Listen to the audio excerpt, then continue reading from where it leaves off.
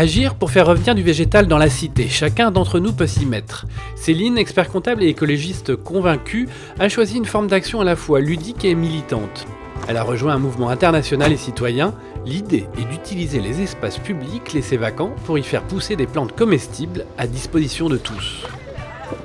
Ce qui me plaît dans les incroyables comestibles, c'est le côté action, le côté communication en douceur. C'est un mouvement citoyen, effectivement, c'est pas une association, c'est-à-dire que chacun peut le faire, chacun fait sa part. C'est libre, il y a juste le petit panneau à afficher, nourriture à partager avec le petit dessin, et puis voilà, et on fait comme on a envie. C'est justement un bon moyen de montrer aux gens que chacun peut faire quelque chose. Et si tout le monde le fait, vous imaginez, si tout le monde en ville installait des bacs devant chez soi, mettait des tomates dedans, voilà, la prolifération que ça aurait et ça vaut pour beaucoup d'autres actions en fait. Donc en général, après il y a une vie sociale qui se crée autour du bac, on l'a constaté à chaque fois. Les gens viennent, ça les interpelle, ils surveillent le bac, ils viennent planter, ils viennent entretenir, ils viennent arroser. Et c'est ça, hein, créer le lien social, parce qu'après du coup on discute avec le commerçant, on discute avec le voisin qui est là à côté, qui regarde aussi la petite tomate qui est en train de pousser et on se parle.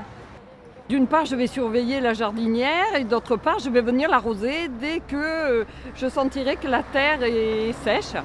Donc, je vais m'occuper personnellement de la jardinière et je vais essayer de sensibiliser les gens à la respecter et à s'en occuper.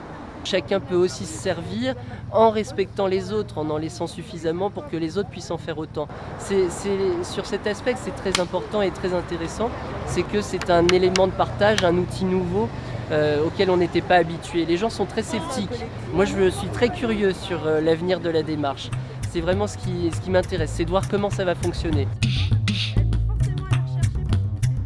Ça serait un monde où il y aurait effectivement une abondance d'amour, en fait. Voilà, parce que tout ça, c'est de l'amour.